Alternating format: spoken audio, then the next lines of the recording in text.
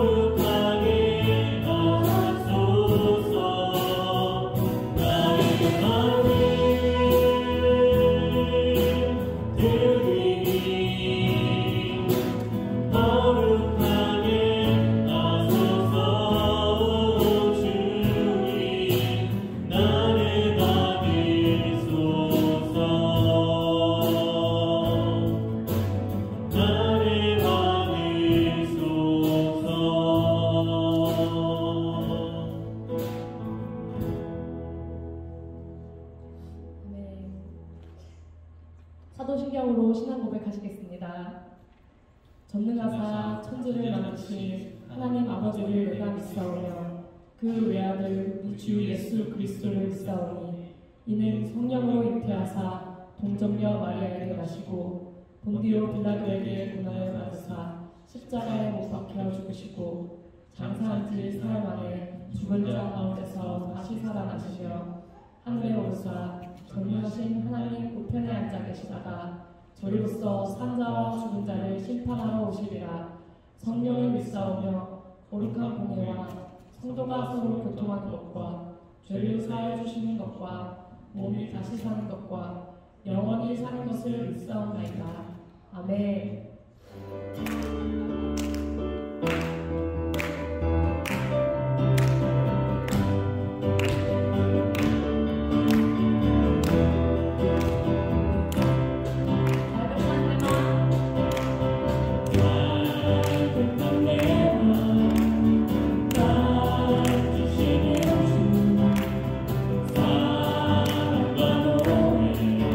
그리 원합니다.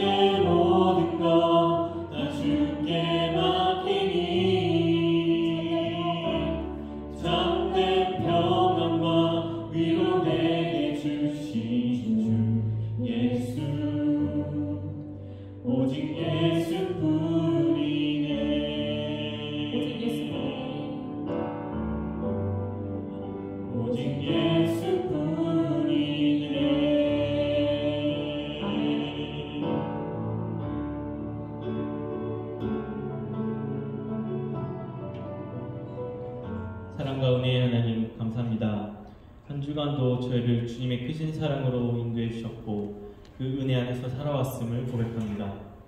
오늘 드리는 이 예배와 찬양을 통해 저희들이 주님께로 더욱 나아가게 하시고 서로를 보듬고 챙기는 성도들이 되게 하여 주시옵소서. 저희들이 미워하고 시기하는 마음보다 감사함과 사랑으로 서로 보살피며 나누는 마음으로 저희들의 심령을 채워갈 수 있도록 이끌어 주시옵소서. 우리가 죄 중에 살면서도 죄인인 줄을 잊고 매번 교만한 삶을 살았음을 고백합니다. 주님, 저희들을 용서해 주시고 주님의 말씀으로 새롭게 하시어 서로 사랑으로 안아주며 주님을 닮아가는 저희들이 되게 인도하여 주시옵소서. 우리의 삶이 하나님의 사랑을 찬양하고 예배하는 그런 주의 자녀가 되기를 원합니다. 언제나 주 안에서 생각하고 말하며 주님 말씀으로 삶을 살아가는 성도들이 되도록 하여 주시옵소서. 우리의 나약함을 채워주신 주님, 저희들이 한 주간을 지내면서 답답하고 어려운 환경과 상황 속에서 신앙이 무너지고 지쳐 여러 번 낭망하였습니다. 또한 마음이 무너지고 지쳐 힘이 들 때 하나님을 먼저 찾기보다 다른 것을 먼저 생각하고 원하는 제 모습을 봅니다. 하지만 주님께서는 언제나 그렇듯 저희 곁에서 기다리시고 인내하십니다. 주님의 계획하심으로 저희들이 운행하고 인도하시고 있으심을 믿습니다. 주님, 우리들의 부족함을 하나님의 온유한 성품과 배담함으로 채워주시고 더욱 성숙된 믿음으로 이겨 나아갈 수 있도록 이끌어 주시옵소서. 또한 우리 뉴라이프 한인교회 모든 성도들의 건강을 지켜주시고 특히 원하지 않는 병으로 고통을 받는 주의 자녀에게 더 큰 은혜를 부어주시어 치유의 역사를 경험하게 하시고 이를 통해 주님께서 얼마나 사랑하시는지 그 크신 사랑을 다시 한번 알게 하여 주시옵소서. 오늘 말씀 전하시는 방현 목사님과 동행하여 주시고 능력에 능력을 더하여 주사 말씀을 듣는 모든 성도들이 은혜 받고 감사함으로 고백하게 하시고 깊이 묵상되어 삶이 변화되는 기적이 일어나게 하여 주시옵소서. 성령의 능력을 부어주사 성령 충만하여 모든 사역과 맡은 일들 안에 주님의 능력이 드러나게 하시고 주님 가르쳐주신 길을 따라 담대히 이겨내는 힘을 주시옵소서. 어떠한 고난과 역경이 올지라도 목사님과 가족들의 눈동자같이 지켜주사 일도 상하지 않게 하시고 주님의 크신 은혜로 이겨내는 커다란 경험을 하게 하여 주시옵소서. 또한 예배를 위해 봉사하는 찬양팀과 안수 집사님들 그리고 보이지 않는 곳에서 안신하는 성도들을 기억하여 주시고 힘주시어 지치지 않고 하나님께 영광 돌릴 수 있도록 역사해 주시옵소서. 이 모든 말씀을 우리 주 예수 그리스도의 이름으로 기도합니다.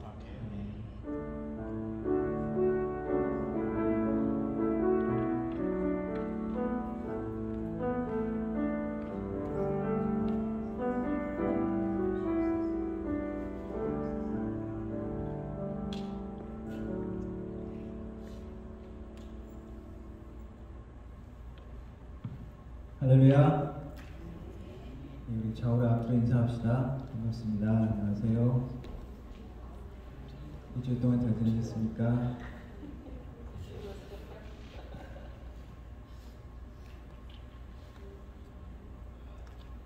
예, 오늘은 한국교회 맥주절입니다.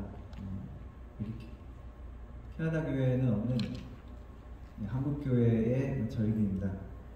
오히려 저희 여기 캐나다에 맞는 절기라고 저는 생각되는데, 왜냐하면은 학생들도 이제 학교 다 끝나고 한 해를 마무리하고 한 학년을 마무리하고 이제 또 다음 학년을 시작하는 그런 시기이기 때문에 오히려 한국에는 이제 농경사회가 아니고 한국보다는 여기에 더 맞는 절기가 아닌가 그렇게 생각되어집니다. 우리 자녀들도 그렇고 또 마무리하는 그런 또 한 단계를 생각하시면서 주님 앞에 감사하는 시간이 되기를 바라고요. 그래서 오늘 학생부 졸업식을 하겠습니다. 이번에는 우리 한 사람밖에 없습니다. 방사무엘 앞에 나와주시기 바랍니다.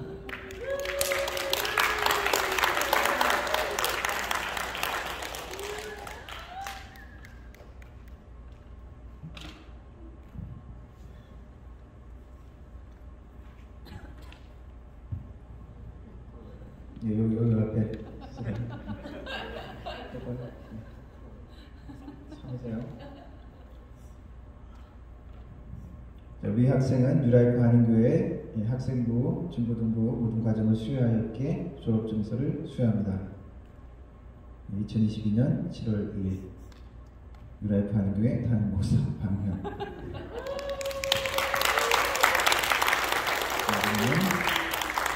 자녀를 원하는 꽃이 아니라 카드 있는 것 같습니다.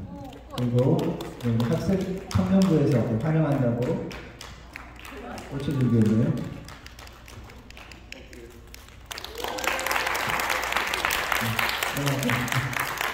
축하해주시고 환영해주시고 감사합니다. 다음에는 졸업한 학생들이 좀 더 많았으면 좋겠네요.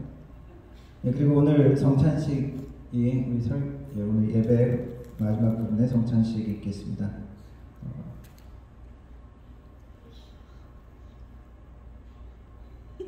그리고 7, 8월 성경 공부는 온라인으로 진행할 예정입니다. 여러분들 그 시간이 되시는 분들 같이 제가 얘기를 해보고 맞는 시간에 맞춰서 시간을 정해서 할 예정입니다. 기대해 주시고 여기 일정 보시면은 7월 24일 주일날은 커티스 레이크 야유회가 있습니다. 이날은 야외 예배가 아니고 야유회이기 때문에 교회에서 예배를 드리고 출발합니다. 좀 일찍 12시에 3층에서 예배를 드리고 바로 커티스 레이크로 출발할 예정입니다. 그리고 우리 김영규 목사님 여름 동안에 와서 아직 여름 좀 남았지만 계셨는데 이번 주에 토요일 날 돌아가시나요? 토요일 날 돌아가시기로 했습니다. 많이 교제를 못 나눴는데 아직 일주일 정도 남았으니까 또 함께 교제하는 시간을 가졌으면 좋겠고요. 함께 기도해 주시면 좋겠습니다.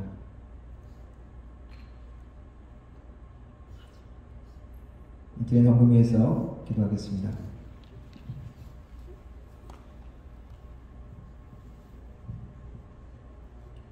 하나님 아버지 감사합니다. 주님의 백성들 이 시간에도 한자리에 모여 우리 주님을 기억하고 우리 주님을 찬양하며 우리 하나님의 말씀을 귀 기울이려 나왔습니다. 하나님 이 시간에 나온 우리의 심령들 가운데 주님 하나님의 성령으로 만나주시고 하나님의 마음으로 위로하시고 또한 격려하시고 새롭게 하시는 역사가 있게 하여 주옵소서. 하나님 주님 앞에 나오면서 빈손으로 오지 아니하고 삶의 정성을 들인 손길 하나하나 기억하여 주시기 원합니다. 주님께 우리의 마음을 드리고 우리의 삶의 정성을 주님 앞에 드립니다. 삶의 소득의 11조로 주님 앞에 드리며 하나님의 은혜에 감사하여 감사의 예물로 드립니다. 주의 헌금으로 주님 앞에 드립니다. 드려지는 이 모든 손길들 하나님 축복하여 주옵소서. 하나님이 우리 삶의 축복의 근원인 것을 기억하며 주님 앞에 하나님의 이름으로 하나님께 드리고 또한 나누는 그러한 우리 손길들이 되게 하시고 믿음으로 더욱더 나눌 수 있는 베푸는 주님의 사람들 될 수 있도록 도와주옵소서. 하나님 주님께서 공급하여 주시고 모든 필요 가운데 하나님이 만나 주시되 30배, 60배, 100배의 결실로서 우리의 영육간에 우리의 일터 가운데 우리의 자녀 가운데 우리의 모든 삶 가운데 나타날 수 있도록 축복해 주옵소서. 드려지는 헌금이 사용되어질 때 하나님의 나라가 확장되게 하시고 우리 주 예수 그리스도 이름이 땅까지 전파되어지며 하나님의 나라 공동체가 든든히 서갈 수 있도록 하나님 인도하여 주옵소서. 드려지는 예배 가운데 주님 함께하여 주시고 하나님께만 영광되는 예배 되게 하여 주시며 우리의 마음이 주님 안에서 하나 되어지는 귀한 시간이 되게 하여 주옵소서. 예수님의 이름으로 기도합니다. 아멘.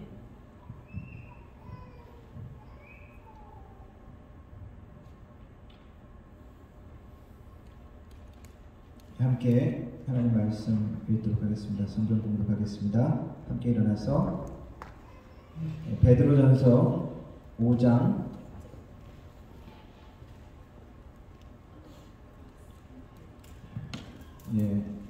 몇 절부터 나와 있나요? 5절부터 5절부터 11절까지 말씀 읽도록 하겠습니다. 제가 앉아 읽고 여러분들 앉아 읽고 교육하도록 하겠습니다.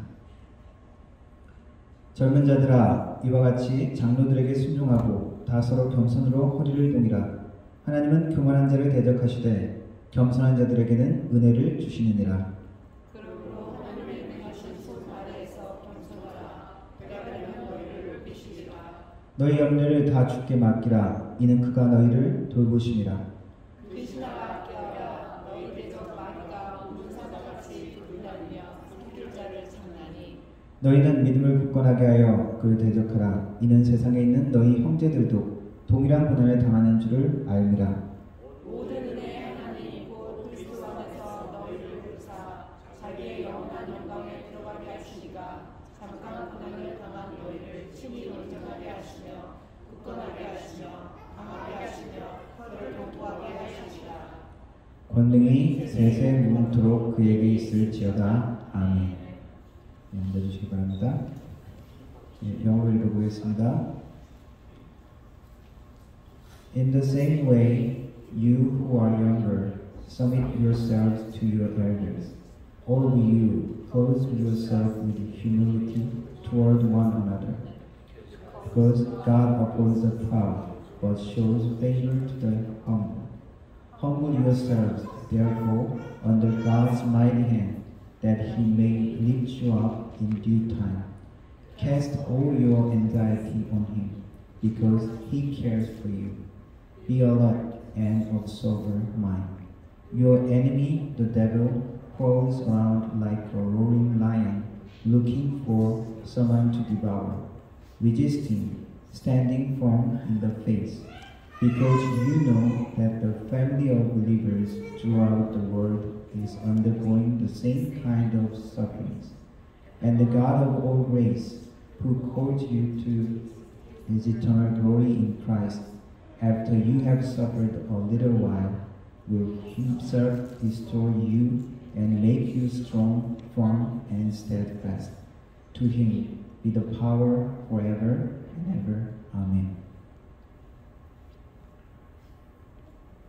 교회를 향해서 흩어진 나그네들이라고 부르면서 시작한 베드로 사도의 편지는 5장에서 마지막 당부를 하면서 마칩니다. 오늘 그 마지막 당부를 하나님의 능하신 손 아래에서 우리의 깨달음을 다시 한번 생각하면서 나누려고 합니다. 고난 가운데, 어려움 가운데 소망을 가진 나그네로 우리를 보기를 원합니다.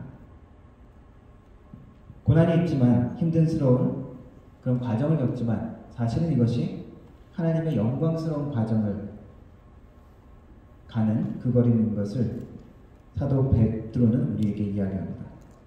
마지막 5절을 시작하면서 젊은이들에게 주는 권고를 시작합니다. 젊은이들아, 처음에 장로들에게 권합니다. 장로들에게 양무리를 치면서 하나님이 원하시는 그런 자원하는 마음으로 하고 개인적인 이득을 갖지 말고 주장하지 말고 본을 보이면서 하라 라고 이야기하면서 영어에서 젊은이들아 이와 같이 장로들에게 순종하라 라고 하는 말씀이 나옵니다. 순종하라, 그리고 하나님의 능하신 손 안에서 겸손하라. 젊은이들에게 구체적으로 하는 말씀, 그 당시에 하는 말씀이지만 사실은 우리 모두에게 적용되는 그런 말씀으로 오늘 나누기를 원합니다. 겸손하라는 말씀은 5절에 겸손으로 허리를 동이라 라는 말씀이 있고요. 그리고 6절에 또 하나님의 능하신 손 안에서 겸손하라 라는 말이 있습니다. 그리고 구약 말씀을 되새기면서 이야기합니다. 하나님은 교만한 자를 대적하시고 겸손한 자를 높이신다. 로마 제국의 불합리한 핍박 그리고 네로 황제의 잔인함을 알고 있는 베드로 사도의 편지입니다. 베드로 사도가 살았던 당시에 황제는 로마 황제 네로 황제로 추정이 되어집니다. 네로 황제는 로마 역사가들이 기록하기에도 아주 잔인했던 왕으로 기록합니다. 초기에는 이 네로 황제도 정치를 잘했다고 합니다. 인기도 많았고, 그런데 뒤로 갈수록 민심을 잃고 그리고 잔인하게 변했다고 알려져 있습니다.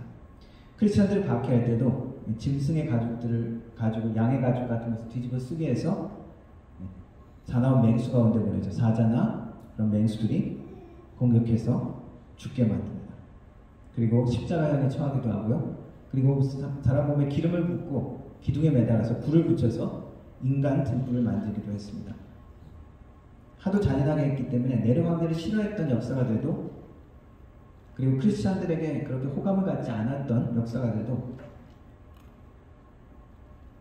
부당한 그리고 억울한 죽음을 기록하는 내용들이 있습니다. 그런데 이 사도 베드로는 그러한 부당한 로마 제국에 대해서 황제와 총독에게 복종하라, 순종하라라고 이야기합니다. 또한 사환들에게, 까다로운 주인들에게도 복종하라라고 이야기합니다. 부당한 고난도 하나님을 생각함으로 참으라라고 이야기합니다. 아내들에게는 남편에게 순종하라라고 이야기합니다. 자기의 남편을 주인, 주라고 불렀던 사라의, 구약의 사라의 예를 들면서 순종하라고 이야기하죠. 젊은이들에게도 나이든 이들, 지도자들에게 순종하라라고 이야기합니다. 당시의 상황에 억울할 수밖에 없고 부당함 앞에 힘없는 자들에게 하는 말씀입니다. 그들에게 하는 말씀은 그 고난 가운데 하나님을 생각함으로 참고 그리스도의 모범을 생각하면서 견디라라고 이야기합니다. 겸손하라는 말은 다른 한편으로는 순종하라, 복종하라는 말입니다. 순종, 겸손, 낮춤, 이런 말들은 좋은 덕목이긴 하지만 그렇게 매력적인 단어는 아닌 것 같습니다. 특별히 현대에 와서는 오히려 적극성, 지도력, 성취, 자기개발, 이러한 말들 앞에 가려지는 말들이 쉽게 드러나지 않는 덕목이 순종, 겸손, 이런 말들이죠. 더구나 요즘은 기존의 권위를 사람들이 많이 싫어합니다. 권위에 대해서 우리가 많은 부정적인 것들을 많이 보았기 때문에 현대사회에서는 더욱더 그렇습니다. 이 고대사회의 주인과 종과의 관계는 다르지만 고용인과 직원 가운데의 관계에서도 당당히 자신의 권리와 요구를 하는 것을 좋은 덕목으로 이야기하죠. 주정관계가 더 이상 아니기 때문에 그렇기도 할 것입니다. 남편과 자녀 관계, 남편과 아내 관계도 마찬가지고요. 나이와 지위 때문에 순종하라, 복종하라 라고 하는 것은 마치 우리 시대를 역행하는 그냥 고리타분한 그러한 말같이 들리기도 합니다. 일단 이 말씀은 주도권의 관계가 지금 다양하게 변화버린, 좀 다이나믹하게 변화버린 현대사회에서는 좀 다르게 적용할 수 있죠. 이것은 사실 어떤 특정한 계급이나 어떤 딱 정해진 그룹을 이야기하는 것이 아니라 사실 모두에게 적용될 수 있는 것이 오히려 현대 사회입니다. 직원이 주도권을 가지고 있을 때는 고용주가 부당하고 억울하게 피해가 볼 수도 있죠. 부부관계에서도 마찬가지입니다. 남편이 참아야 하고 남편이 순종해야 하는 경우도 있습니다. 나이든 자들과 젊은 세대의 갈등 가운데서도 나이든 사람들이 젊은 사람들에게 주도권을 뺏길 수도 있습니다. 그래서 이 모든 사람들이 적용될 수 있는 말씀이죠. 모든 피해당할 수 있는 사람, 모든 부당하다고 느끼는 고난, 억울함을 당하는 모든 이들에게 주는 말씀입니다. 이 모든 상황들을 현대 상황을 고려하더라도 순종하라는 명령은 여전히 거부감이 듭니다. 베드로 사도는 불합리하고 부당한 상황 가운데서도 그렇게 하라고 이야기합니다. 바보 같은 짓 같죠. 왜 내 권리를 요구하고 정당하게 저항하지 말라는 말일까? 베드로 사도가 이렇게 기록한 이유는 먼저 당시의 문화적인 상황 가운데 저항과 투쟁은 실제로 효과가 많이 없었을 것입니다. 오히려 핍박과 어려움이 불필요하게 더 가해질 수도 있는 체제와 문화와 정치적인 상황이었을 것입니다. 복음은 항상 초문화적인 내용들이 있지만은 많은 경우에는 그 문화적인 상황 안에서 그 문화적인 체제 안에서 적용하기를 원합니다. 오히려 이 당시에 복음이 나타날 수 있는 효과적인 방법에 대해서 인내와 참음을 그냥 단순히 참는 것을 넘어서 순종하는 마음, 진정한 마음으로 대하라는 것이 오늘 말씀입니다. 여전히 오래 참고 인내하며 미움과 증오가 아니라 존중과 섬김의 진정한 마음을 복음의 핵심이라고 이야기합니다.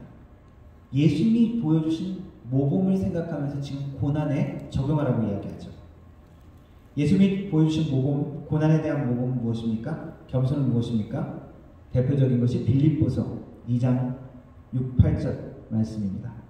그는 근본 하나님의 본체시나 하나님과 동등됨을 취할 것으로 여기지 아니하시고 오히려 자기를 비워 종의 형체를 가져 사람들과 같이 되었고 사람의 모양으로 나타나셨음에 자기를 낮추시고 죽기까지 복종하셨으니 곧 십자가에 죽으심이라. 예수님이 보여주신 그 겸손함, 고난의 참으심을 우리의 고난에 적용하라고 말씀하십니다. 시대를 역행하는 것이죠. 이것은 문화와 모든 것을 초월하는 예수님의 정신이고 말씀입니다. 현대사회의 정신은 무엇입니까? 개인의 권리, 그리고 내가 피해보는 것을 옳지 않다라고 이야기합니다. 내가 조금 손해보는 것을 어리석다라고 이야기합니다. 동관계를 떠나서 일터의 관계라면 저 일터에서는 동관계를 떠나서 함께 일하는 사람들이 서로에게 대하는구나 라는 모습이 나타날 때 복음의 모습이 나타나는 것입니다. 다른 사람들 보기에는 저거는 손해보는 것 같은데 왜 양보하지? 라고 하는 그런 모습들이 우리 크리스찬들의 일터 가운데 나타날 때 복음의 빛이 나타나는 것입니다. 이 베드로전서의 말씀에 이 핍박하는 자들에게 이야기하면서 그 광경을 믿지 않는 자들 앞에 보여지는 모습을 자꾸 이야기합니다. 사환들아, 너희들이 부정하게 이렇게 해도 하나님 선한 모습들을 보여라. 그렇게 이야기하고 있고요. 남편과 아내 관계에서도 이야기를 하면서 믿지 않는 남편이 너에게 순종하는 모습을 보고 복음을 받을 것이라는 이야기를 합니다. 가정에서도 남편에게 순종하는 아내, 순종하지 않아도 되는 자녀가 부모에게 순종하는 모습, 부모가 자녀에게 순종하는 모습, 교회나 어떤 교회의 모습 가운데서도 복종하지 않아도 되는데, 순종하지 않아도 되는데 서로 순종하는 모습이 나타날 때 그것이 복음의 빛이 나타나는 모습입니다. 그것을 통해서 믿지 않는 자들이 요즘도 저런 사람이 있구나.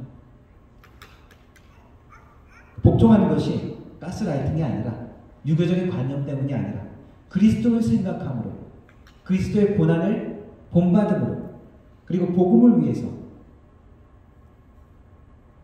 겸손히 낮추라고 이야기합니다. 그리고 이렇게 겸손히 낮추는 것의 보상은 무엇입니까? 현재 지금 당장 고난에 대한 보상을 받는 것이 아니라 장차 나타날 영광을 이야기합니다. 고난이 보상받지 못하고 결국 그냥 아무 일 없이 끝난다면 불쌍하겠죠. 그러나 베드로 사도는 어떻게 이야기합니까? 현재의 고난은 반드시 미래에 나타날 영광이라고 이야기합니다.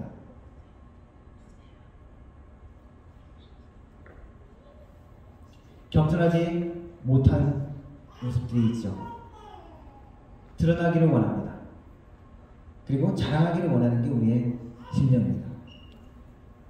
그런데 우리가 자랑하고 나를 높이려고 하는 그런 모습들은 한편으로는 우리의 자존감이 낮기 때문이기도 하죠. 모든 사람은 자기만의 열등감이 있다고 합니다. 그럼에도 불구하고 하나님이 우리를 보는 방식으로 우리가 하나님 앞에 자꾸 우리의 모습을 비춰본다면 우리는 그러한 열등감에서 벗어날 수 있을 것입니다. 하나님이 보시는 우리는 무엇입니까? 우리의 학이 얼마나 높은 고등학력을 가졌느냐, 좋은 학교에 나갔느냐, 그걸 보시는 것이 아니죠. 얼마나 많은 돈을 벌어놨느냐, 얼마나 높은 집에 있었느냐, 하나님 앞에서 그것은 아무것도 아닙니다. 하나님 앞에서 우리는 무엇입니까? 부름받은 자들, 하나님의 특별한 소유, 왕같은 제사장입니다.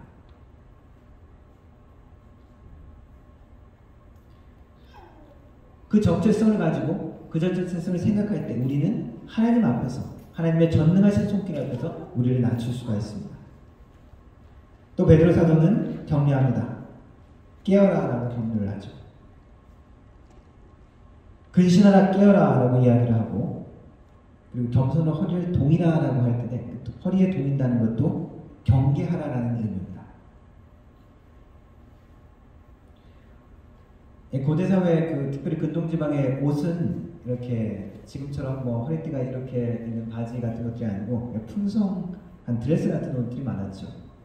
그래서 허리에 그 띠를 띠지 않으면은 이렇게 펄럭거려 가지고 불편합니다.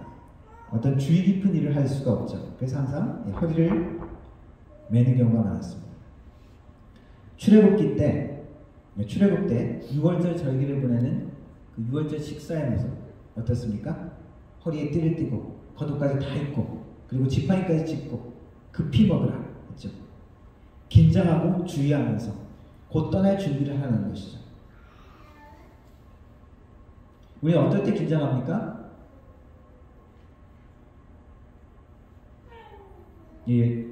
뭐 여자친구나 아내가 빨간 옷이 이뻐, 파란 옷이 이뻐 그럴 때 긴장하죠. 오빠 나 뭐가 변한 거 없어? 라고 그럴 때 긴장합니다. 그죠? 성경 말씀은 우리가 영적으로 긴장하기를 원하십니다. 세상에 취해서 나의 마음을 놓아보는 것이 아니라 깨어있으라고 이야기하는 것이죠. 세상의 쾌락 가운데, 세상의 즐거움 가운데 취하여 세상의 즐거움 가운데 자지 말라고 이야기합니다. 세상의 즐거움 가운데 많은 쾌락들이 있지만 도박이 있습니다. 도박이 가장 이렇게 사람을 피폐하는 것 중에 하나라고도 이야기를 했는데, 카지노에 가보면 없는 것이 있다고 하는데 혹시 아십니까? 들어보셨습니까? 시계, 그리고 창문, 그리고 거울이 없다는 거죠. 시간을 모르는 것이죠. 그 쾌락 속에 자신이 있는 것입니다. 세월을 아끼라, 때가 악하니라. 근신하라, 깨어라. 말씀과 반대되는 것이죠. 세월을 낭비하게 되는 것, 세상의 잠을 자다가 하나님의 영원한 것을 잃는 것을 경고하는 것입니다. 베드로는 잠을 자다가 기도하지 못했습니다. 그러다가 넘어졌죠. 세상의 잠을 자는 것입니다. 더 중요한 것을 놓치는 것입니다. 오늘 말씀에도 무엇이라고 이야기합니까? 근신하라, 깨어라. 너희 내적 마귀가 우는 사자같이 두루다니며 삼킬 자를 찾나니.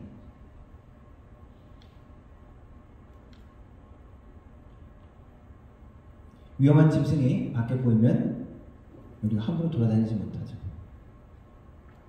밖에 어떤 짐승이 왔다, 그런 뉴스가 났을 때는 우리가 주의합니다. 바짝 긴장합니다. 그런 것처럼 우리가 영적으로도 긴장하기를 원하시는 것입니다. 악한 것에 대해서, 죄에 대해서, 세상에 대해서. 미국에서 어떤 도둑이 플로리다에 있는 디온 다비스라는 사람인데 도둑질을 하다가 보석들을 막 훔쳐가지고 그 봉투를 딱 넣고 그리고 잠깐 쉬어서 간다고 하면서 침대에 잠깐 누웠어요. 그러다가 잠이 들었습니다.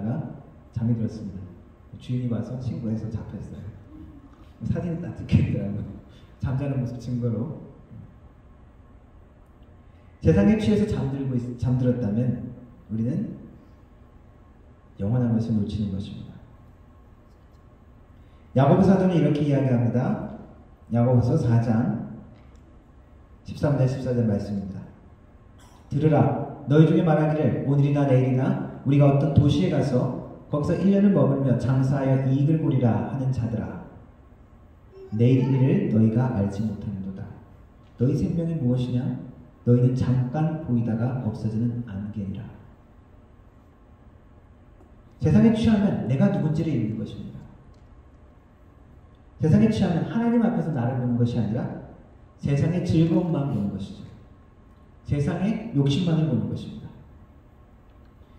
예전에 로마에 개선식 할 때, 장군들이 큰 승리하고 개선식을 할 때, 로마 그 도시 밖에서부터 이렇게 개선식을 하면서 쭉 들어옵니다.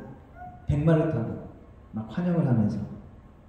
그런데 그 개선하는 그 과정 가운데 많은 군중들이 환호하고 그 승리를 축하하고 그 전쟁 무행물을 기뻐하는 그 가운데 그 백마를 타고 앞에 서는 장군 바로 옆에 종이 하나 있습니다. 그 종의 임무는 그 사람들의 환호 가운데 그 장군에게 어떤 말을 하는 것입니다. 그것은 당신은 죽을 수밖에 없는 인간입니다. 그 말을 계속하게 합니다. 신이 아니라는 것이죠. 그 사람들의 환호와 그러한 영광을 받지만 죽을 수밖에 없는 유한한 존재라는 것을 계속 인식하게 하는 것입니다. 겸손한 것을 이야기하는 것이고 자기의 그 영광, 세상의 영광 속에 일시적인 영광 속에 잠자는 것이 아니라 깨어있으라는 것이죠. 지혜로운 것입니다. 우리가 깨어있을 수 있는 이유는 세상의 고난 가운데 우리가 잠자고 세상의 고난과 어려움 속에 우리가 취해있지 않기를 원하는 이유는 이 고난의 모든 과정이 잠깐이라는 것입니다. 베드로 사도는 계속 이것을 이야기하죠. 너희들이 잠깐 고난을 받을 것이다. 그리고 이후에는 너희들에게 약속된 것은 칭찬과 존귀와 영광이다 라고 이야기합니다. 우리의 목적지가 지금 이곳이 아니라 이 땅이 아니라 본향이라는 것이죠. 하나님의 나라라는 것입니다. 우리는 목적지가 있는 존재입니다. 지금 여기가 목적지가 아니라 우리는 아직 목적지에 도착하지 않는 존재라는 것입니다. 그렇기 때문에 현재의 고난은 과정이고 일시적인 것을 베드로 사도는 계속 이야기하고 있습니다. 그리고 무엇을 이야기합니까? 예수님의 고난을 보라. 그 고난은 결국 영광스러운 것이 아닌가. 마지막 때를 기다리는 신앙을 갖기를 원하는 것입니다. 악한 마귀는 오는 사자와 같이 우리를 넘어뜨리려 합니다.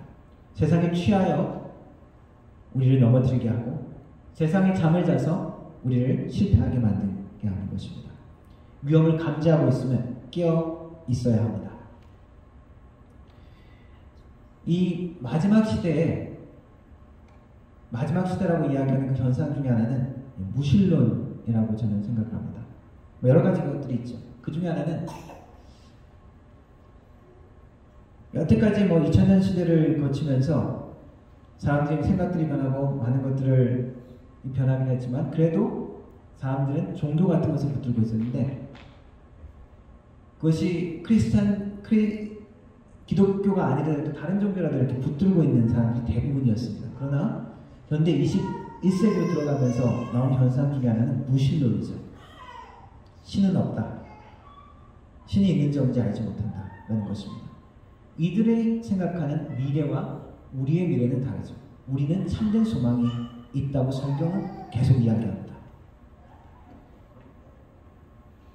그래서 베드로 사도는 소망을 가지라고 이야기합니다. 2차 대전에 참전했던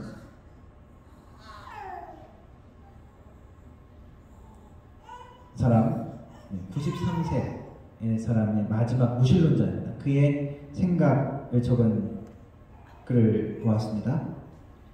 전쟁이나 포탄, 참호 속에서는 무신론자가 없다는 말이 있는데 자기는 있다라는 거예요. 포탄이 떨어지고 친구들이 전우들이 죽는 그 모든 상황 가운데서 자신이 믿을 수 있는 것은 자기 자신 그리고 친구 전우밖에 없다. 그의 말이 이렇습니다. 그것이 전부입니다. 죽이지 않으면 죽음을 당하는. 그렇기 때문에 내가 해야 할 일을 할 뿐. 나는 한 번도 거기서 기도할 생각을 하지 않았습니다. 천국 지옥? 아니요, 없습니다. 천국은 바로 지금 여기에 있습니다. 매일의 삶이 제게는 천국이고 천국과 지옥도 우리가 여기 지상에 살아있는 동안에만 존재합니다. 그게 답니다. 무신론자들의 고백입니다. 저는 불가지론이 있죠. 하나님 신이 있는지 없는지 알지 못한다는 게 불가지론이고 무신론 신이 없다라고 이야기를 하는 것이죠. 저는 불가지론은 좀 이해가 됩니다. 그죠? 하나님이 전능하신 하나님이 모든 것을 하실 수 있는 하나님이 자신을 드러내지 않고 나타내지 않는데 유한한 인간이 어떻게 그 하나님을 만날 수가 있겠습니까? 그래서 불가지론은 이해를 하는데 신이 없다라고 어떻게 그렇게 단정하는지 저는 무신론자들은 좀 이해를 할 수 없습니다. 그런데 무신론자들도 죽음 이후에 아무것도 없다라고 생각하기 때문에 죽음 이후에 소망이 없는 것이죠. 그러면서 죽음을 두려워하지 않는 것이죠. 또 사후에 대한 기대와 소망이 없는 대신 두려움도 없는 것입니다. 그러나 베드로 사도는 우리에게 이야기합니다. 하나님께 소망을 가지라. 하나님의 전능하신 손길 아래에 있으면 너희들 기억하라. 그 얘기는 무엇입니까? 우리의 미래의 소망이 있다는 것입니다. 하나님의 전능하신 손길 아래에서 우리를 이끄신다는 것입니다. 베드로 사도는 희망적인 격려로 그의 편지를 마무리합니다. 하나님께서 돌보신다는 것입니다. 너희가 고난과 환난에 당하지만 나그네 같은 삶을 살지만 하나님의 손길 안에 있다. 그의 손길은 전능하신 손길이다. 전능하신 손길인 것을 믿기 때문에 현재의 고난은 잠깐인 것이며 현재의 고난은 너희를 만들어내는 하나님의 사랑으로 만들어내는 과정이다라고 이야기하는 것입니다. 우리는 지금 영광으로 나아가고 있는 과정입니다. 우리가 당하는 시련과 고난은 신자들의 인격을 만든다고 성경은 가르쳐주고 있습니다. 썩지 않고 더럽지 않고 쇠하지 않는 유혹을 이을 수 있는 자로 우리를 만들어 가시는 것입니다. 그래서 핍박을 당할 때 오히려 기뻐하라라고 이야기합니다. 영광의 영이 너희 위에 계시다. 소망하라는 얘기죠. 과정은 힘들지라도 결과는 영광으로 나타난다는 것입니다. 그리고 그 영광은 어떻습니까? 영원한 것입니다. 지금 고난은 잠깐이라고 이야기합니다. 하나님의 말씀이 영원한 것처럼 우리가 만날 하나님이 준비하신 미래도 영원한 것입니다. 그렇기 때문에 우리의 고난 가운데 우리는 믿음으로 기뻐할 수 있습니다. 고난은 우리를 만들어가는 것입니다.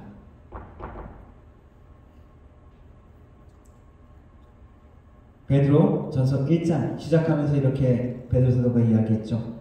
너희 믿음의 시련이 불로 연단하여도 없어질 금보다 더 귀하여 예수 그리스도에 나타나실 때 칭찬과 영광과 존귀를 얻게 하려 함이라. 정금, 불로 연단하는 정금이죠. 아주 좋은 것을 이야기합니다. 전쟁이 와도 환율이 변하고 모든 것들이 막 불안해도 가장 믿을 수 있는 것은 금이라고 이야기하죠. 그런데 그 금도 어떻게 표현하냐면 없어질 금이다라고 성경은 말하고 있습니다. 귀하죠. 금이 귀합니다. 그런데 그 금은 없어진다고 이야기합니다. 그런데 우리의 믿음의 시련으로 만들어가는 우리의 미래는 그리스도가 나타나실 때 칭찬과 존귀와 영광을 얻는 영원한 소망입니다. 하나님은 고난도 사용하십니다. 고난 가운데 우리의 마음을 하나님을 신뢰하고 굳은 자로 핍박도 견디는 자로 만들어가기 원하십니다. 그리고 헛된 세상의 기쁨 가운데 넘어지지 않는 든든한 자로 만들어가기를 원하십니다. 반석 위에 세운 집과 같이 폭풍 가운데도 견디는 자로 우리를 만들어 가시기 원하십니다. 이제 우리가 어린아이와 같이 사람의 속임수와 유혹에 빠지지 않는 자로 서기를 원하십니다. 사람의 속임수와 간사한 유혹에 빠져 온갖 교훈의 풍조에 밀려 요동하지 않게 하는 것이 하나님이 우리를 만들어 가시는 모습입니다. 우리의 삶을 나그네 삶이라고 부르면서 베드로 사도는 우리를 격려하고 있습니다. 현재의 고난을 하나님이 만들어 가시는 그러한 연단의 과정인 것을 보기를 원합니다. 그리고 믿음으로 하나님을 소망하면서 우리가 이 땅 가운데 하나님께 순종하면서 겸손하며 깨어있는 자로 소망하는 자로 살기를 원하십니다. 그런 소망을 품은 자로 이 땅의 모든 환난과 어려움도 믿음으로 견뎌나가는 주님의 백성 하나님의 사람들 되기를 주님의 이름으로 축원합니다. 기도하겠습니다. 하나님 감사합니다. 현재의 고난과 환난 가운데서도 나그네와 같은 우리의 삶 가운데서도 하나님이 약속하신 본향을 기대하며 죽어 없어진 것이 아니라 여전히 살아서 영원한 하나님의 소망을 갖기를 원하시는 하나님, 주님의 그 약속과 격려 가운데 우리가 승리할 수 있도록 도우시고 미래의 소망 가운데 일어날 수 있는 하나님의 사람들이 되게 하옵소서.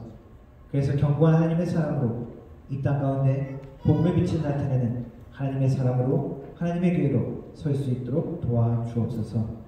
예수님의 이름으로 기도드렸습니다. 아멘. 연결해서 성찬식 하도록 하겠습니다. 성찬식은 주님께서 자신의 몸과 피로 준비하신 그 식탁에 우리를 부르는 그 부르심입니다.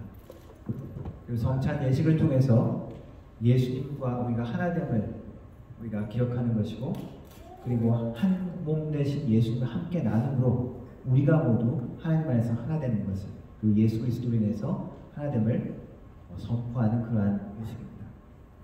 우리 씨앗이 교단에서는 유아 세례를 포함해서 세례받은 누구나 성찬에 참여하도록 공부하고 있습니다. 함께 참여해 주시면 좋겠습니다. 찬송가 341장 찬양하도록 하겠습니다. 1, 2절 찬양 부탁드립니다.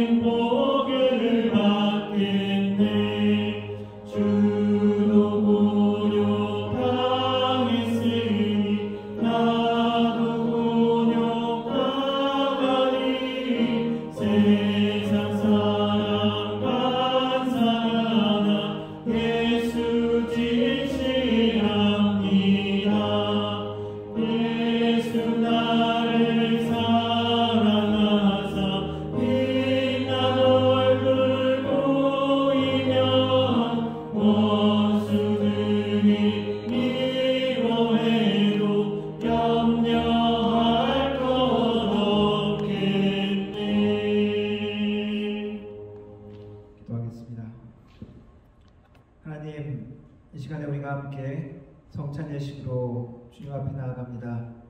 예수 그리스도께서 우리를 위해 피 흘리신 그 피를 기억하게 하시고, 예수님께서 찢으신 그 몸을 우리가 기억합니다. 그 피와 그 몸에 우리가 참여함을 고백하며 예수 그리스도와 우리가 하나됨을 다시 한번 고백합니다. 우리가 우리를 돌아보며 이 성찬을 대할 수 있도록 도와주시고, 예수 그리스도와 하나됨을 고백하며 성찬을 맞이할 수 있도록 도와주옵소서. 이 모든 것들 가운데 주님 함께 하시고 하나님의 성령께서 우리를 만져주시고 성찬으로 인하여 우리가 더욱더 주님과 하나 되는 시간이 되게 하여 주옵소서. 예수님의 이름으로 기도합니다. 아멘. 우리 성찬위원 오집사님, 한집사님 함께 도와주시기 바랍니다.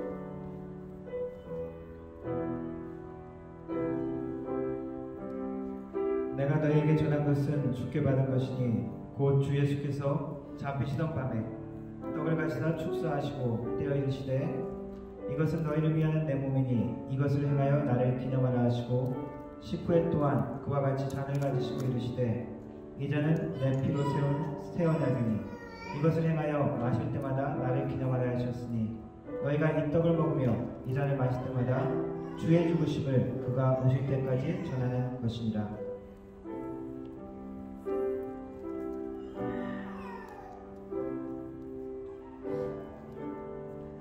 세례 받으신 분은 모두 다 받으시기 바랍니다.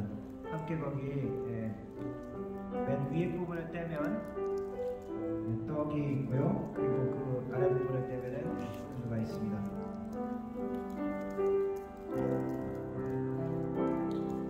기도하고 묵상하시면서 함께 드시기 바랍니다. 주님께서 잡히시던 날 밤에 제자들과 마지막 유업주를 식사를 하시며 떡을 가지사 축사하시고 떼어 제자들에게 주시며 말씀하시기를 이것은 너희를 위하는 내 몸이니 받아 먹으라 하셨습니다.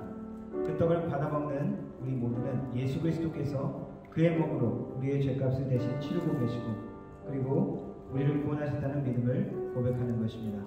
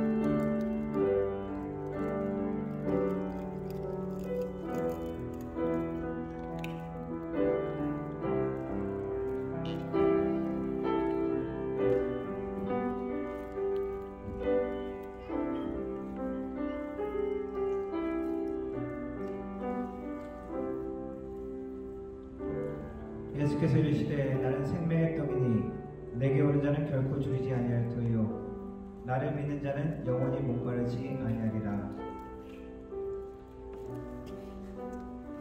진실로 진실로 너희에게 이르노니 믿는 자는 영생을 가졌나니 나는 곧 생명의 떡이니라. 너희 조상들은 광야에서 만나를 먹었어도 죽었거니와 이는 하늘로서 내려오는 떡이니 사람으로 하여금 먹고 죽지 않게 하는 것이니라. 나는 하늘로서 내려온 산떡이니 사람이 이 떡을 먹으면 영생하리라. 내가 줄 떡은 곧 세상의 생명을 위한 내 살이니라.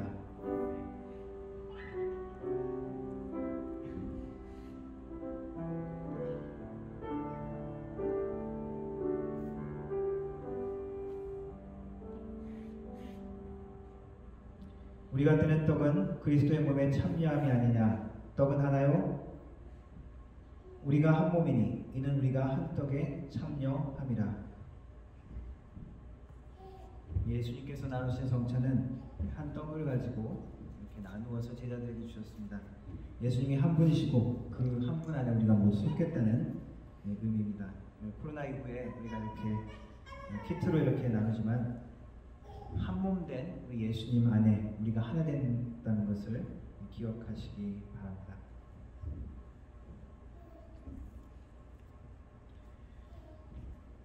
에베소서 1장 7절 말씀 읽어드리겠습니다. 우리는 그리스도 안에서 그의 은혜의 풍성함을 따라 그의 피로 말미암아 속량 곧 죄사함을 받았느니라. 이는 그가 모든 지혜와 총명을 우리에게 넘치게 하사 그 뜻의 비밀을 우리에게 알리신 것이요 그의 기뻐하심을 따라 그리스도 안에서 때가 찬 경륜을 위하여 예정하신 것이니 하늘에 있는 것이나 땅에 있는 것이 다 그리스도 안에 통일되게 하려 하심이라. 성찬 예식을 통해서 우리가 그리스도와 하나 되고 또 우리가 주님 안에서 하나됨을 고백하고 기억하는 우리 교회가 되기를 바랍니다. 찬송하겠습니다. 찬송가 341장 3절 찬양하겠습니다.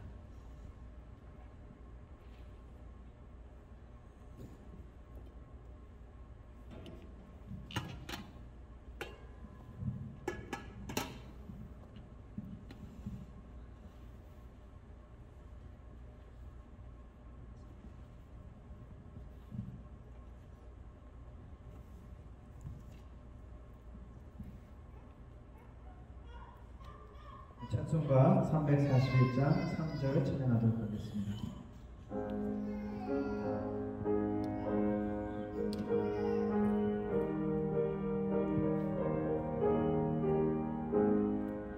내가 핍박당할 때에 주의 품에 안기고 세상 고초 당할수록 많은 위로 받겠네.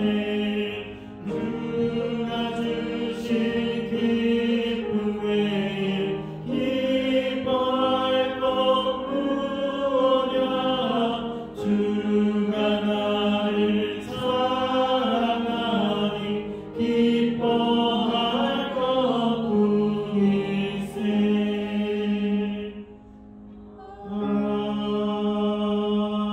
아멘. 기도하겠습니다.